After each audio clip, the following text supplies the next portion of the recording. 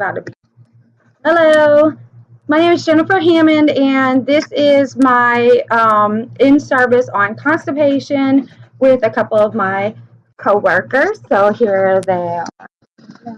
Hi. Hello. We're going to look at a PowerPoint. Yeah.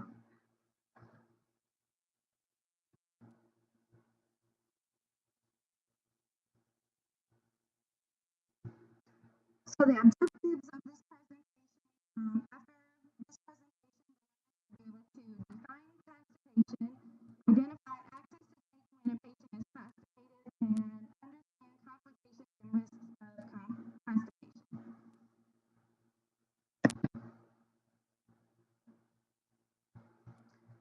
Constipation is defined by the frequency of bowel movements. Patient is defined as being constipated when they have 2 or fewer bowel movements a week or no bowel movements in 3 days.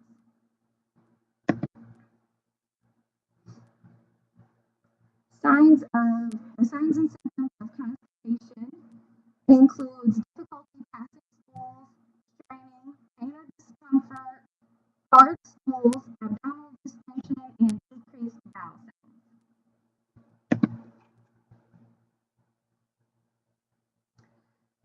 How does constipation affect patients?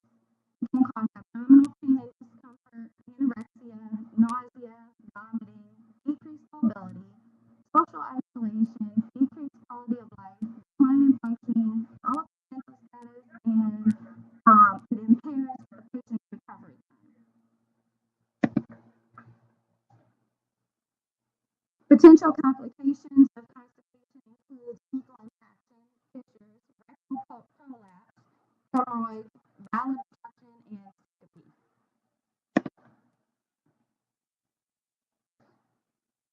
This presentation, I chose this topic because we were noticing an increase in the number of bowel protocol we had to initiate on patients, and we were noticing that when we delayed the bowel protocol, it caused patients to require more invasive procedures to relieve their constipation. So I found out that 80% of residents in long-term care facilities require constipation, experience constipation. Let's see. Oh, and I discussed with you that a delay in treatment requires more invasive procedures, which ends up being worse on the patient and more work for us.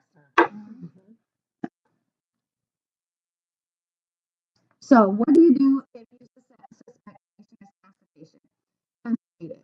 For the CNAs, y'all are our first line of defense since y'all help us, with ADLs and changing briefs and toileting and stuff. When y'all work with the same residents day in and day out, if you notice that a patient hasn't had a bowel movement, you need to let the charge nurse know. The charge nurses are to conduct a thorough assessment, which includes an abdominal assessment, finding out when the last time a patient had a bowel movement is. This is my favorite answer. I don't know. And that's our cue to initiate the bowel protocol. So our bowel protocol. Let's see. On the next slide. Yep. So our physician has standing orders for us for bowel protocol. When the patient doesn't have a bowel movement in 3 days, or they're having symptoms of constipation, or we would administer Marilac 17 grams in 4 to 8 ounces of fluid. If the patient doesn't have a bowel movement on that shift, the next shift is to administer a 10 milligram bicyclical suppository.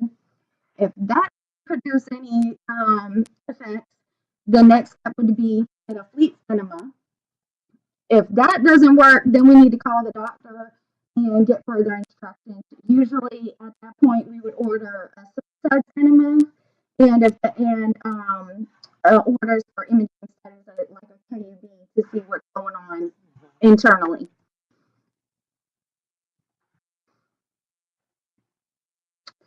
After we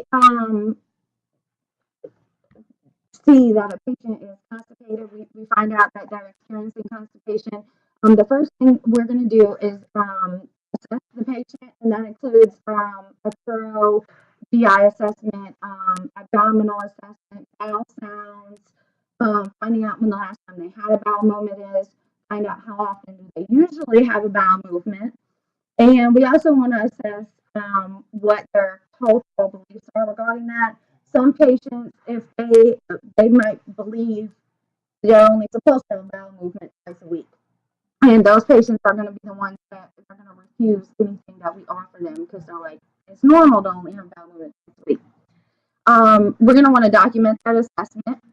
Y'all document that on the plan of care, and then the nurses document that in their progress notes. We want to check the orders. We want to make sure that they have orders in their charts for the bowel protocol and for laxatives and stool softeners they need. We document that on our electronic MAR, and we want to make sure that we're signing it off. Yes, we administered it and what the effects are from whatever medication we administer. We want to document their response. So did they have a bowel movement? Were they experiencing any cramping or syncope or anything like that since you're stimulating that area? You also, regardless of whether you have effects from, say you administer the first step, the Miralax, and you get results from that, you still need to notify the doctor and see, do they want to order a daily dose of something to prevent it in the future? And also you want to notify the resident responsible party to make sure they're aware that the incident had happened. And that's for the nurses to do.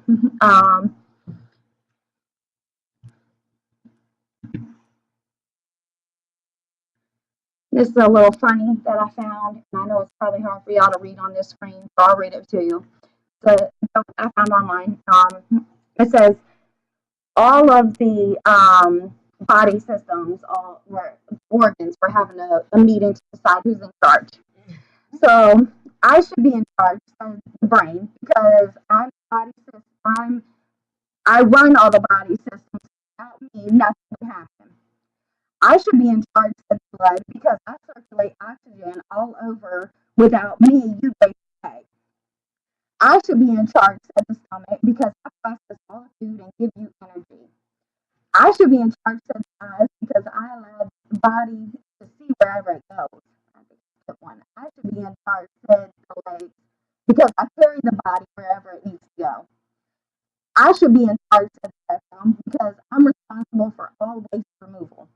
All the other body parts laughed at the rectum and insulted him. So in a huff, he shut down tight, and within a few days, the brain had a terrible headache, the stomach hurt, the stomach was bloated, the legs got wobbly, the eyes got watery, and the blood was toxic.